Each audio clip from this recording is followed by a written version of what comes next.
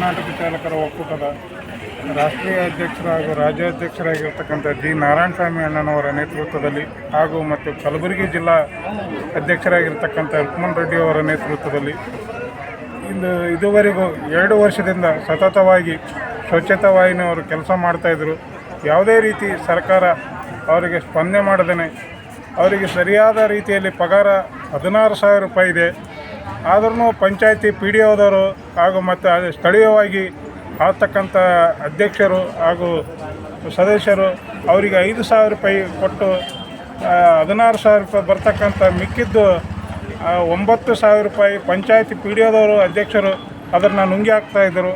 ಅದನ್ನು ನಮ್ಮ ಗಮನಕ್ಕೆ ತಂದು ನಾವು ರಾಜ್ಯಾಧ್ಯಕ್ಷರು ಜಿಲ್ಲಾಧ್ಯಕ್ಷರಿಗೆ ಇದು ಮಾಡಿ ಒಂದು ಸ್ಥಳೀಯವಾಗಿ ನಮ್ಮ ಸಚಿವರಾಗಿರ್ತಕ್ಕಂಥ ಪ್ರಿಯಾಂಕ ಖರ್ಗೆ ಸಾಹೇಬರಿಗೆ ಮನವಿ ಪತ್ರ ಸಾಕಷ್ಟು ಬಾರಿ ಕೊಟ್ಟಿದ್ದೀವಿ. ಅವರು ಕೂಡ ಸ್ಪಂದನೆ ಮಾಡಿದ್ದಾರೆ. ಪಂಚಾಯತಿ COದವರಿಗೂ ಕೂಡ ಕಾನ್ಫರೆನ್ಸ್ ಕಾಲ್ ತೊಗೊಂಡು ಮಾತಾಡಿದ್ದಾರೆ. ಒಂದು ಸರಿಯಾದ ಸ್ವಚ್ಛತಾ ವಾಹಿನಿಯವರಿಗೆ ಒಂದು ನ್ಯಾಯ ಒದಗಿಸಿಕೊಡುವಂಥ ಕೆಲಸ ಮಾಡಬೇಕಂತೇಳಿ ನಾನು ಕರ್ನಾಟಕ ಚಾಲಕರ ಒಕ್ಕೂಟದ ರಾಜ್ಯ ಪ್ರಚಾರ ಸಮಿತಿ ವತಿಯಿಂದ ಈ ಮಾತನ್ನು ಹೇಳೋದಕ್ಕೆ ಬಯಸ್ತಾ ಇದ್ದೀನಿ. ಮಲ್ಲನಗೌಡ ಪಾಟೀಲ್, ಬೆಂಗಳೂರು ನಗರ. ನಮಸ್ಕಾರ ಸರ್, ನನ್ನ ಹೆಸರು ಸುಮಿತ್ರಾ, ಪಟ್ಟಣ ಗ್ರಾಮ ಪಂಚಾಯತಿ ರೀ. ನಾ ಸ್ವಚ್ಛ ವಾಹಿನಿ ಡ್ರೈವರಾಗಿ ಕೆಲಸ ಮಾಡ್ಲತ್ತೀನಿ ರೀ. ಅದೇ ರೀತಿ ಇದು ಕರ್ನಾಟಕ ಚಾಲಕರ ಒಕ್ಕೂಟದ ಅಧ್ಯಕ್ಷ, ಮಹಿಳಾ ಅಧ್ಯಕ್ಷ ಆಗೇನಿ ರೀ ಸರ್ ನಾನು. ಸರ್ ನಮ್ಮ ಸಮಸ್ಯೆ ಏನಂದ್ರೆ ರೀ, ಒಂದು 200 ಗ್ರಾಮ ಪಂಚಾಯತಿ ಒಳಗೆ ಇದು ಡ್ರೈವಿಂಗ್ ತರಬೇತಿ ತೊಗೊಂಡು ಬಂದಾರ ರೀ, ಸಹಾಯಕರ ತರಬೇತಿ ತೊಗೊಂಡು ಬಂದಾರ ರೀ ಸರ. ಒಟ್ಟೆ ಗಾಡಿ ಚಾಲು ಇಲ್ಲ ರೀ ಸರ್.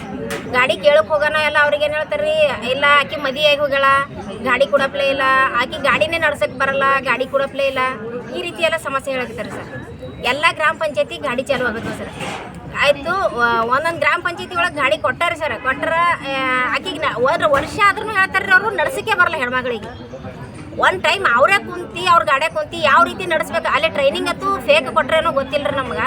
ಇವ್ರು ನಮ್ಗೆ ಏನು ಹೇಳ್ತಾರೆ ನೋಡ್ರಿ, ಹೆಣ್ಮಕ್ಳಿಗೆ ಗಾಡಿ ನಡ್ಸಕ್ಕೆ ಬರಲ್ಲ ಅಂತೇಳಿ ಅವರೇ ಒಂದು 2 ದಿವಸ ಗಾಡಿಯಾಗ ಕುಂತು ಆಕೆಗೆ ಯಾವ ರೀತಿ ನಡೆಸ್ಬೇಕನ್ನ ಟ್ರೈನಿಂಗ್ ಕೊಡ್ಬೇಕ್ರಿ ಸರ್. ಒಂದೊಂದು ವರ್ಷ ಆದ್ರೂ ಗಾಡಿ ಬರಲ್ಲ, ಅದು ಬರಲ್ಲ ಅಂದ್ರೆ ಅದು ಸಮಸ್ಯೆನೇ ರೀ. ಇವರು ಕೆಲ್ಸಕ್ಕೆ ತೊಗೊಳ್ಳಾರ ಮನ್ಸಿಗಾಗಿ ಏನೇನೋ ಹೇಳಕತ್ತಾರ ರೀ. ಈಗ ಆದರೂ ನಾವು ಗಪ್ಪಾಗಿದ್ದೇವೆ ರೀ. ಇರಲ್ಲ ಅಂದ್ರೂ ಒಂದೊಂದು ವರ್ಷ ಆಯ್ತು ಸರ್, ಕೆಲಸ ಕೊಟ್ಟು ಪೇಮೆಂಟೇ ಇಲ್ಲ ರೀ. ಕೊಡೋದೇ 5,000 ತಿಂಗಳ ಪೇಮೆಂಟ್ ಕೊಡಲ್ರಿ. ಆದ್ರೆ ನಮ್ಮ ಜೀವನ ಹ್ಯಾಂಗೆ ನಡಿಬೇಕ್ರಿ ಸರ್? ನಮ್ಮ ಮಕ್ಕಳದ್ದು ಎಜುಕೇಷನ್ ಅದ, ಮಕ್ಕಳವ ಸಂಸಾರ ಅದ. 5 ವರ್ಷ ತನ ಪೇಮೆಂಟ್ ಇರಲ್ಲ, ಇದು ಮಕ್ಕಳಿಗೇನೋ ಎಜುಕೇಷನ್ ಇಲ್ಲ ಅಂದ್ರೆ ಪಕ್ಕ ಸಮಸ್ಯೆ ಆಗ್ತದ್ರಿ. 3 ವರ್ಷ ಆಯ್ತು ರೀ ಸರ್ ನಾವು ಕೆಲಸ ಮಾಡಕತ್ತು. ನಮ್ಮ ಜೊತೆ ಟ್ರೈನಿಂಗ್ ತೊಗೊಂಬಂದವ್ರ ಒಟ್ಟೆ ಕೆಲಸ ಕೊಟ್ಟಿಲ್ರಿ ಅವ್ರಿಗೆ. 5,000 ಪೇಮೆಂಟ್ ರೀ. 5,000 ಪೇಮೆಂಟ್ನಾಗ ನಮ್ಗೆ ಜೀವನ ನಡೆಸೋದು ಬಕ್ಕಳು ಕಷ್ಟ ಅದ ರೀ ಸರ್. ನಮಗೆ ಮಿನಿಮಮ್ ಆದ್ರೂ 15,000ರಿಂದ 10,000 ತನಕ ಪೇಮೆಂಟ್ ಬೇಕು ರೀ ಸರ್. ಅಷ್ಟು ಪೇಮೆಂಟ್ ಕೊಡ್ಬೇಕ್ರಿ ಅವರು. ಒಟ್ಟು ಟ್ರೈನಿಂಗ್ ತೊಗೊಂಡು ಬಂದ ಹೆಣ್ಮಕ್ಳಿಗೆ ಅಲ್ಲೆಲ್ಲ ಊರಾಗೆಲ್ಲ ಏನು ಮಾತಾಡ್ಲತ್ತಾರ ಗೊತ್ತ್ರಿ ಸರ್?